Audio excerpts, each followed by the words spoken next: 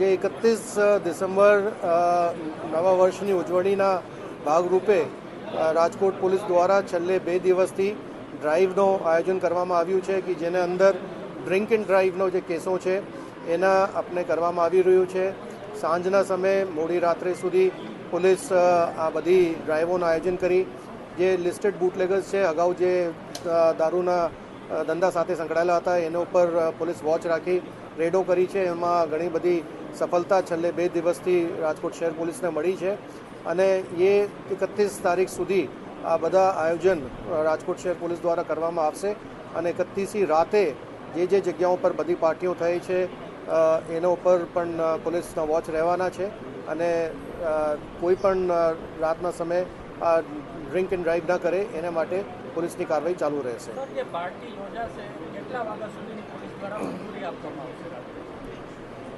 જે પ્રમાણમાં નિયમ છે આ નિયમ પ્રમાણે મંજૂરી આપવામાં આવે છે, પર સ્વાભાવિક રીતે રાત્રે 12 વાગે નવ વર્ષની ઉજવણી થતી હોય છે તો જે અન્ય શહેરોમાં જે અત્યારે છૂટ આપવામાં આવી છે એના પ્રમાણે 12:30 વાગ્યા સુધીની આપણે બંધ ક્લબોમાં એ રીતે આપણે પરવાનગી આપવામાં આવશે. અન્યથા જે નિયમ છે એ પ્રમાણે